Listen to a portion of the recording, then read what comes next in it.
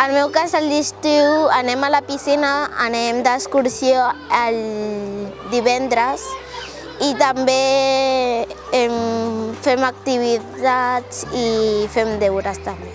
És molt guai i m'agrada molt. Seguim amb la dinàmica de reforçar els aprenentatges perquè 2 mesos és com molt i llavors es perden moltes coses, per tant que es consolidin, seguim fent reforç. Però després també està la part de lleure, volem que gaudeixin i que també facin activitats, no? Intentem també fer sortides d'aigua, donar-li les mateixes oportunitats que la resta dels infants, ja que la majoria d'ells seran aquestes les seves vacances. Esmorzar durant el matí oferim durant el casal d'estiu 2 àpats per complementar una mica les carències que puguin tenir aquests infants un cop arriben a casa. Si no hay casal, día de vacaciones, yo tengo que coger vacaciones, todas las vacaciones para quedar en casa, para cuidar a los niños.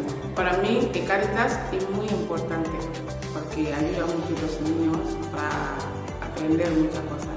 El que volen les famílies, el que volem nosaltres, que siguin adults funcionals i que sàpiguen i que facin fer el seu camí i vagin creixent i fent-se ells mateixos. I el fet que estiguin aquí doncs els ajuda moltíssim.